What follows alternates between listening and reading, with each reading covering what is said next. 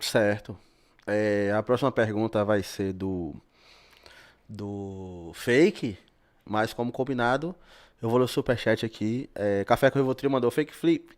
Por favor, explica como ocorre o equinócio na Terra plana. Posso explicar, posso explicar. O equinócio, o Sol nasce no leste, né? Mas não exatamente em 90 graus.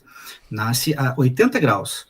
Quem observar o equinócio, tanto aqui onde eu vivo no norte, eu acho que no sul também seja a mesma coisa, mas lá no Equador, tá, o canal do Fique Flip foi o primeiro canal a patrocinar uma observação em linha do Equador, do equinócio. Nem Galileu fez isso, nem Newton. Ninguém que eu saiba tenha feito isso. Se alguém fez, omitiu a informação.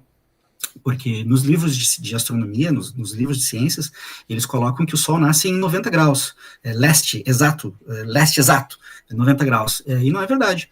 Nós fomos até Macapá e registramos o Sol nascendo em 80 graus, sendo que medimos o azimuth do Sol uma hora depois que nasceu e estava com 84 graus. Então, o equinócio se explica assim, se explica na Terra plana. O Sol faz um em cima do céu, em cima das nossas cabeças, e ele é visto, então, nascendo à esquerda do Equador. À esquerda do Equador nasce o Sol, e se põe à direita do Equador. Portanto, ele nasce no quadrante norte, no lado norte da risca, e se põe igualmente no lado norte, fazendo um círculo. E a movimentação lateral do Sol é de 11 graus. Aquela narrativa de que o Sol nasce em 90 graus, ao meio-dia fica em 90 graus, e depois no final do dia se põe em 270 graus, é mentira. O Sol nasce em 80 graus, sobe lateralmente até 91 graus, passa dos 90, ao meio-dia ele fica então em 90, e depois no final da tarde se põe em 280, mais ou menos. Portanto, ele faz uma movimentação de 11 graus no céu. Certo. Deixa eu falar um pouquinho a respeito disso aí. Fale. Eu vou mostrar aqui ao público como que o Fake Flip chegou a essa conclusão de que o Sol nasceu a 80 graus lá. Um pouquinho, o senhor Eduardo vai ter que respeitar, que agora é a minha vez de perguntar. Mas calma. Não, mas como a gente está respondendo a pergunta assim, do chat. Como foi uma pergunta do chat,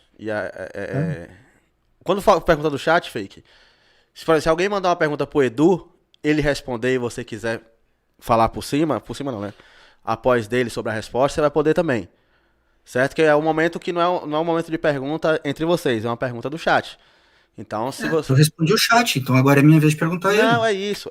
Se alguém fizer uma pergunta pro Edu, por exemplo, Edu, não sei o que, do Sol da Meia-Noite, e ele falar sobre o Sol da Meia-Noite, você também terá o direito de falar, entendeu? Mesmo que seja a vez dele de perguntar. Beleza? Porque agora tá livre. Certo? Entendeu ou não entendeu? Não entendi direito, só... Eu pergunto agora ou ele pergunta de novo? Não, ele não vai perguntar. Ele vai comentar sobre a sua resposta que foi do chat. Aí se alguém mandar uma pergunta pra ele no chat e ele der uma resposta, você também terá o direito de falar sobre a resposta dele. Tá, tudo bem. Eu deixo ele comentar então. Certo. Vou me botar aqui. E se você quiser também, depois que ele terminar de falar, outra resposta, você também terá direito. Pode falar, Edu. Compartilha aí minha tela aí, fazendo favor. Só o pessoal ver o cálculo do Fake Flip. Foi assim que ele conseguiu, tá, pessoal? Para quem tá vendo aí, esse foi o cálculo do Fake Flip para poder falar que o Sol estava a 10 graus de diferença. Essa foi a imagem que ele usou. Essa foi a imagem. Você vê que a sombra tá bem longa ali do obelisco, né? Foi isso aí que ele usou para falar que o Sol estava a 10 graus e chegou aqui, ó, fez esse gráfico e falou, ó, tem 10 graus de diferença. Boa.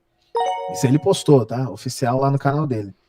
Só que todo mundo sabe que se você observar um objeto em perspectiva, olha isso daqui, ó.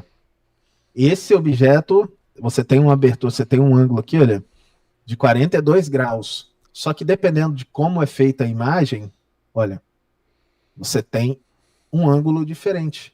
O mesmo objeto aqui que tem 42 graus, fotografando de uma perspectiva diferente, ó, Aqui agora já está com 57 graus, e aqui já está com 98 graus.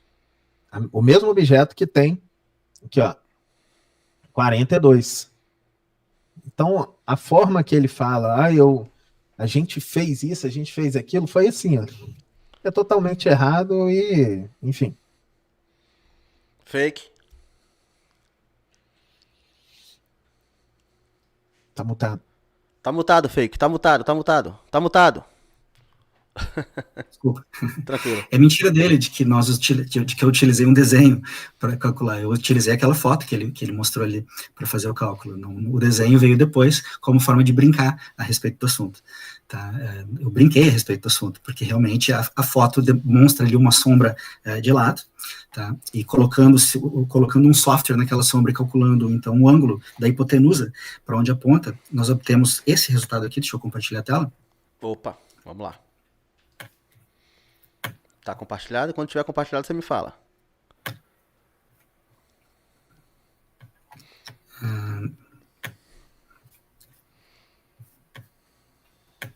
Aqui, ó, tá na tela? Deixa eu botar bem grande aqui.